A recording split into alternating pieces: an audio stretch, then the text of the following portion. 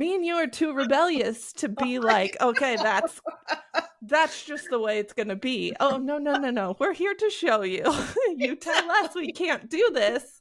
We're going to show you how to do it. If you want to make more sales without the pressure to post on social media, I made this podcast specifically for you. I'm Leslie Stevens, and this is the Not an Influencer, an Impact Maker podcast, where we talk about other organic marketing strategies to bring more clients into your online business and the stories of the incredible entrepreneurs who are using these strategies in their businesses every day to create success. You do not have to be an influencer to be an impact maker and build a successful online business. We have Melissa with us here today. Melissa, can you tell us a little bit about you and what you do? Yes, I would love that. So I'm Melissa Rose. I've always wanted to be a rose, and it worked out in my second marriage. Here I am, a rose. But I'm a functional medicine practitioner, and I specialize in helping people with autoimmune and chronic dis-ease actually get better, recover. And it's like, why I get up in the morning. That's incredible and honestly so needed and necessary. So what got you to this point where you were ready to take this on?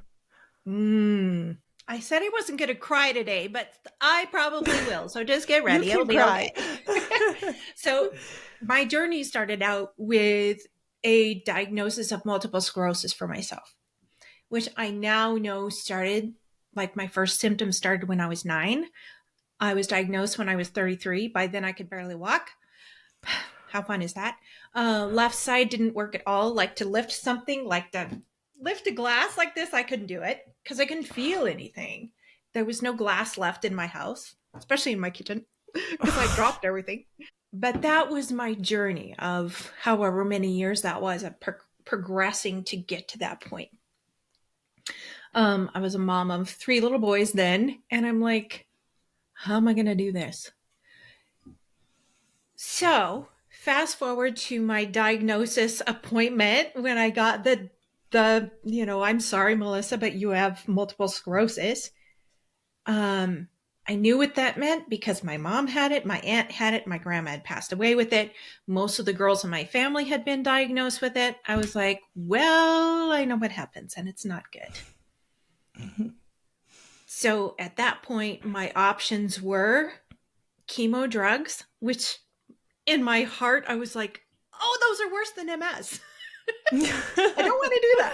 I don't know what I'm going to do, but I don't want to do that. And literally to rent a wheelchair and handicap my house, which I rebelled against too. I should have, like, I used a kitchen chair to push around in front of me to put the laundry basket on, or one of my kids, hold on to them just so I would be able to make it across the floor. But I didn't know what to do. And I don't believe in luck. I feel like things happen because they're supposed to. And it just happened. We moved to a new city, a new state, actually, for a job. And I made some new friends. And one of my new friends was like, hey, you need to come see my doc. I'm like, I've been poked and prodded until I'm a pincushion. I don't want to see another doc. Whatever's going to happen, it's going to happen. But she kind of bugged me until I did. And so I said, I'll go once. And if I hate him, I'm not going again. So I didn't hate him, really leaned in. And he's like, hey, how about if we just start picking away and see if we can help your body get to a better place? And I started to recover. And that was like, oh my gosh, because nobody, like in the research, in all my testing, in all my journey, getting to a diagnosis of multiple sclerosis, there was not one word ever that even suggested that I might be able to get better. 0. So in my head, that wasn't even an option. Mm-hmm. I'm like, yeah, whatever, do your thing. But I started doing what he said, and I started to get better. And I started to think, oh my gosh, what if I don't have to live like this? Because believe me, when your left side starts to wake up and it's pins and needles and it hurts again, that's amazing. When you're Thank shaving goodness. and you go too deep and you're bleeding, you can feel it. So my body started to get better, and it was a complete journey, I'm not gonna lie. But I got to the place where I had no more symptoms. It took about 2.5 years for me to get there. And I was like, oh my gosh, I'm no special chick. If I can do this, if I can figure this out, how can I help other people do this? And that started my journey. And that's where this really deep-seated belief that our bodies can be well was born. And I hold that for my people, even when they're not believing it yet. They're like, oh yeah, I think maybe. I'm like, oh yeah, honey, your body can be better. I know it. And I'll hold that space for you until it becomes real for you and you can hold that space for yourself. So that's how I got into this road. And I love it. Oh, I love it too. That's incredible. And I love your like rebelliousness to not like get the wheelchair and to not just go the traditional route. The kitchen chair. But it's within that. It's with pushing that laundry on that chair that led you to like that sense of hope that like, hey, I'm not going to give into this totally. There's like, even though you're like, I've been poked and prodded so much and no one's told me that I can get better. I think you held that in the back of your mind. I think it was somewhere in your body to be open to that allowed like the world to kind of guide you to, okay, there is a chance. You might just try this thing, because you weren't just kind of falling over and being like, okay, well, this is what it is. I'm stuck here forever. You're never stuck. Oh, thank you for saying that. And then I also love that you now hold that space for other people, because you do kind of feel helpless when you're in a position like that and everyone's telling you you're going to be like this forever and it's only going to get worse. And you can be that light and you can say, hey, you may not believe it right now, but there are tools, there are ways that I'll hold this space until you can prove it to yourself. Exactly. And that's a very hard space to be in.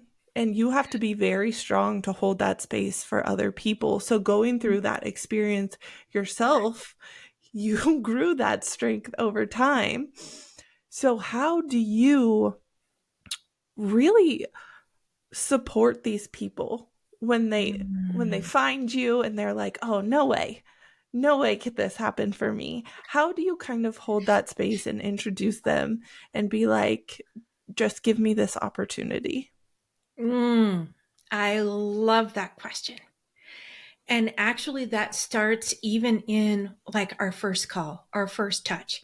It's in, if they come to a webinar or if they come to the summit or, how they come, because one of the key underpinnings of how I serve is the understanding that our body never does anything without a reason. Ever. And our default setting is to be well. So having those two deep underpinnings and beliefs, if you will, and helping people understand that what is happening, we can know why. We can know why. And when we figure that out, it just makes sense that if we know why and we address it clearly, then why wouldn't the body get better? And I like to use kind of a logical approach to that. And even how I've set up my intake calls, it's literally, we're not looking at your 15 diagnoses. We're looking literally at what is your body telling you? And kind of set that aside. The name or diagnoses of the disease or diseases that they came to me with, set that over here. let's look at you. Let's look at your Mm-hmm. beautiful body. What's it telling you right now? And it helps to really break it down into a manageable space to where like, oh, it makes sense. You know? Yeah. And that's how I Well, really kind of approach that, because it is a different way to think about it. But mm-hmm. it makes sense and it feels more manageable. Because to even use the word dis-ease instead of disease, I mean, disease sounds like, my arm's going to fall off. Yeah. But dis-ease is like, oh, something's out of balance. It's like a Mm-hmm. teeter-totter. Okay, if we can figure out how to bring that other side down, we can bring balance back. That makes sense. Mm-hmm. It's such a great perspective shift. You're just showing them a different way to look at it. Because when you look at the medical terminology and you get into the diagnosis and all of those technical things, it gets very overwhelming and you kind of do feel hopeless because you're like, how could I even take this on? It's so much. But when you do look at the person and what's actually going on in their body, Mm-hmm. and then not realizing, but empowering people to know that we have more control Mm. over our bodies than we give our bodies credit for. Because I don't think you know this, but I'm also a registered dietitian. Yay! So I've worked with people a lot and they feel like, oh, it's just my metabolism, or oh, I'm just over the age of 40, 50, or oh, it's this, this, and this. And I'm like, actually, there are many things that you can do for that, and that. And it's not your age. It's something else that's going on. How can we look at different factors and the big picture, take on those elements to get you to a place where you feel good and focus on that first and then get to where you want to be. But so many people just completely disregard it because it's easy to be like, oh, I'm just this age, that's going to happen. Or, oh, I just have this diagnosis. I totally That's just the reject way that. it's going to be. Me and you are too rebellious to be like, okay, that's just the way it's going to be. Oh, no. We're here to show you. You tell us we can't do this. We're going to show you how to do it. Exactly. Yeah. So just talking about the age thing made me think of one of the things that the doctor told me when I was in the diagnosis meeting. Mm-hmm. I think part of his intention, I hope his intention was nice, but how I heard it was kind of if you don't do what I'm telling you to do, you will be this. Kind of a scare tactic. But he was like, at the rate your disease is progressing, you'll be completely bedridden by the age of 45, and you'll be lucky to still be alive by the age of 50. I'm 47. And I'm just like, yeah, the age thing. I love that you brought that up because, oh, you're just getting creaky and, things don't feel right and you're getting achy and whatever. It's just because you're, turning 40 or turning 50. And I'm like, yeah, no. Yeah. I know what you're going to say. I felt it in my soul. Yep.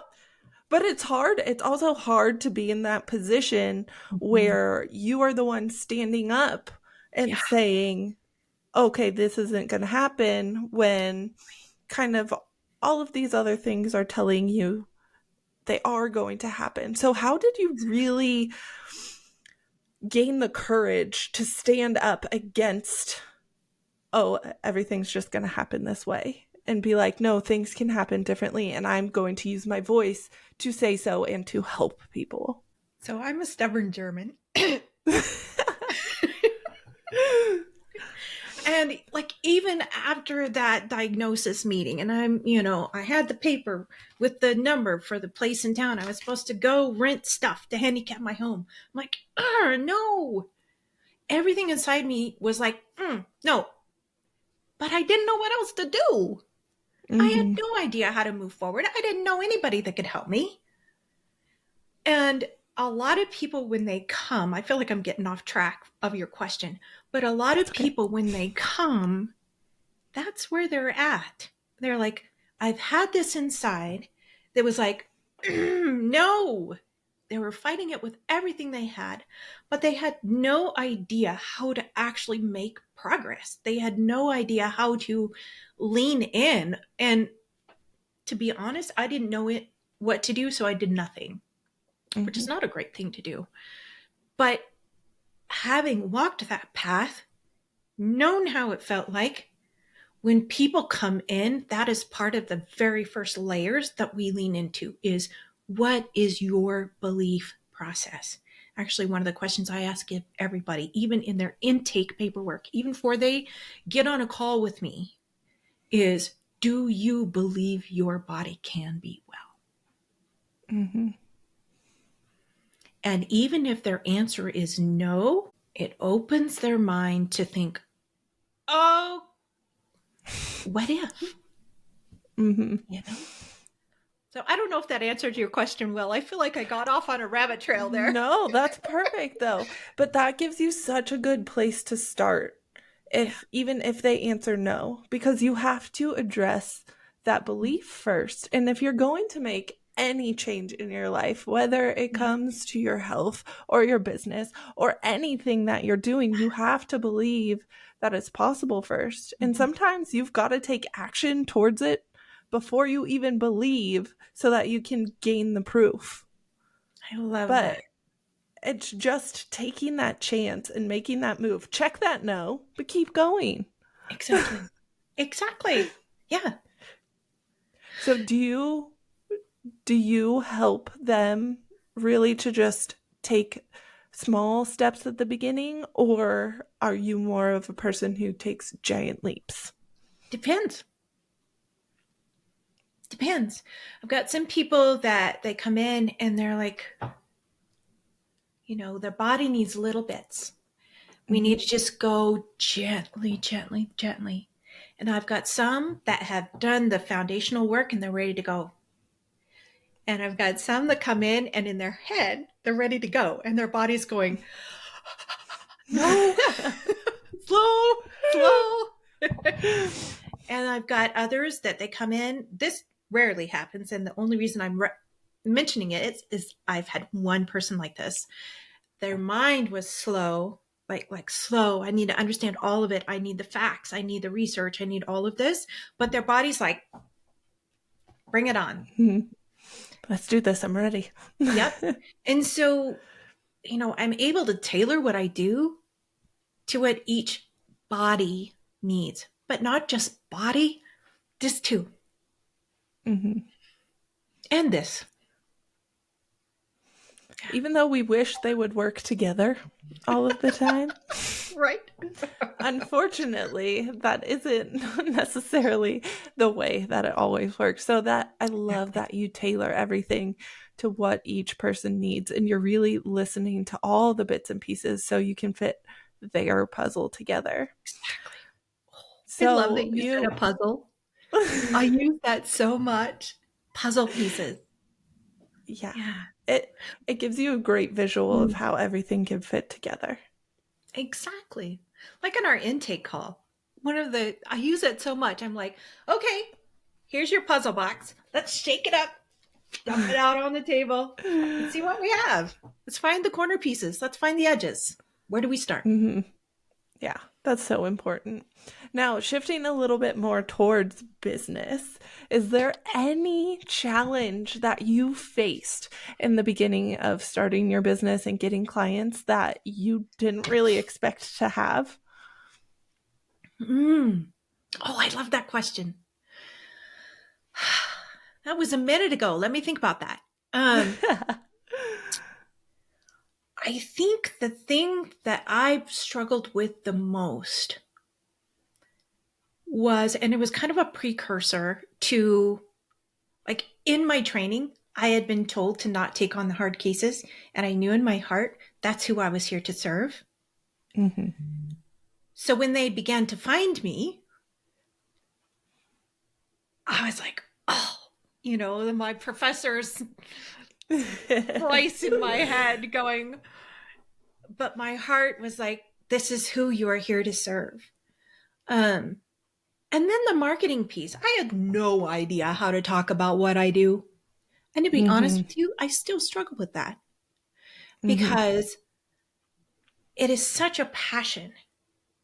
But in the beginning, that was my biggest thing. How do I market myself? How do I talk about what I do? How do I talk about it clearly so people can understand? And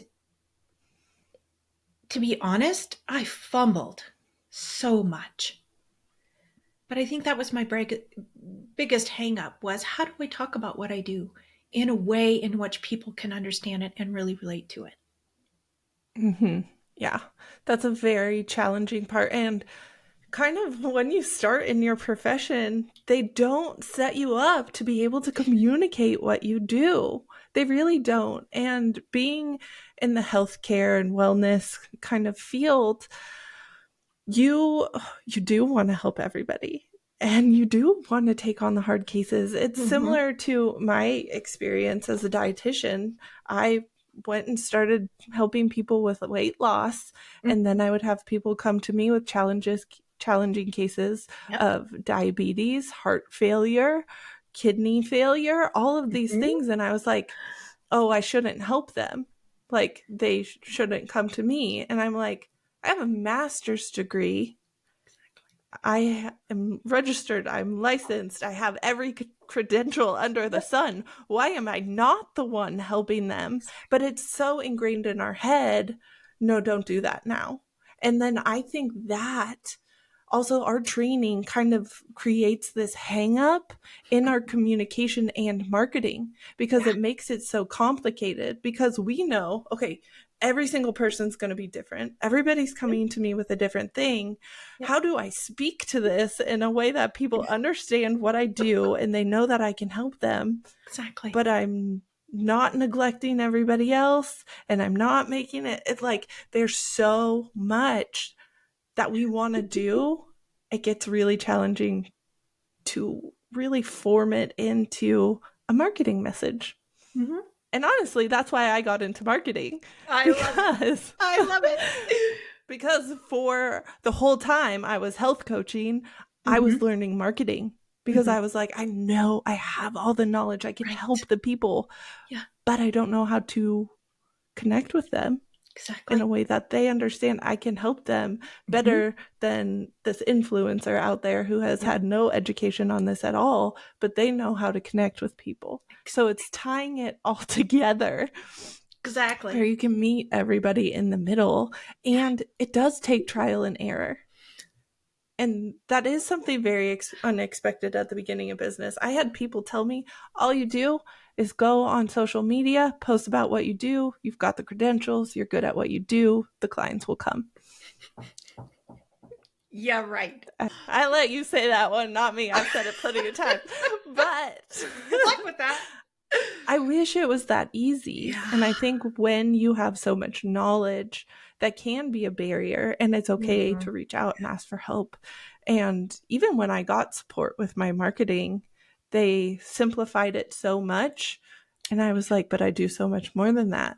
And I don't feel comfortable with the way that it's simplified. So I was like, I've got to figure out a way to make this work for me and actually work in the market. Exactly. And it's okay to try things and them not work out. Your message is something you should always be working on. Yeah. At any point in your business. Agreed. So don't feel like if you don't have your message nailed right now that you're doing something wrong, because you just need to listen to people and constantly be evolving. Find those places where you're not connecting and dig into that. Ask people what they think of, what do you think I do? And if people are communicating it back to you in a way of like, oh, that is not what I do, well, then that's our job to go back to the drawing board and be a little bit more clear. It's like we're playing a giant game of telephone and we're at the beginning. Yeah. So we've got to make it as simple as possible that still gets our message 10, 20 people down the line in a way that we feel our message is being communicated strongly. And that comes with consistency and time and refining and evolving and all of those amazing things. Yep. So thank you so much for sharing that, because it is a very important piece to business that healthcare professionals and wellness professionals it is a pretty, like, and it's a very saturated industry. So finding your place and just integrating your passion in it, it's gonna come through. Yeah. It really, really is. So, Melissa, it was so wonderful to talk to you. Can you tell people where people can find you to connect with you and potentially work with you? Oh, sure. So you can find me at sagebrushwellness.com. That's the best place to start. If you're like, okay, I really want to chat, I want to lean in and work together, just click on the introductory call link. That'll get you started in the process. Can I share something? Absolutely. Oh, you guys, we are up leveling in a really big way. You'll always be able to find us at sagebrushwellness.com, but we are rebranding, doing a name change, and this is what we're leaning into. I can hardly breathe. Oh, I'm so excited. Literally. So we've been talking about autoimmune and the fact that when you get an autoimmune diagnosis, nobody says anything about that you can get better, right? So what I envision our organization becoming, this is where we're heading, is to be a lighthouse going, okay, hey, I hear you, I see you. So you just got diagnosed with Crohn's and it's advanced. I get it. That's scary. I get it. Your body is not okay right now. But guess what? You can understand what is driving that for you and you can get better. And we have the people and the tools to help you with that. So our goal is to be found on the first page for the top 5 most researched autoimmune conditions and the top 5 symptoms that are connected to those autoimmune conditions, providing practitioners, our clinic, but also we're looking to add on to that so we can have specialties, but then also creating another space that becomes a nonprofit that we're able to fund research through, and also create a scholarship opportunity for folks. We'll be doing raising money, and because this is an expensive path and insurance does not pay for it. But I want this to be available to anybody who needs it. So that's where we're going. Oh, I'm so excited. That's going to be incredible. It's going to take an army, you guys. It's going to take an army. It's not just me. It's not just my team. We're planting the seeds. We're making the framework, but it's going to take everyone leaning in and going, okay, this, because it's when we get all of our lights going together that it shines so bright. So that's where we're going. We want to be the place that people with autoimmune conditions can go to go, okay, I want to be well.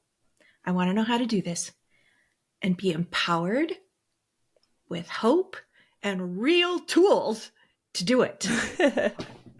Oh, Thank you that's for letting me share that. Incredible. Of course. Thank you for sharing that here. Absolutely go look up Melissa, connect with her, refer her if you know anyone who could use her support. Oh, thank you so much for hanging out with us today. Thank you. I love this conversation.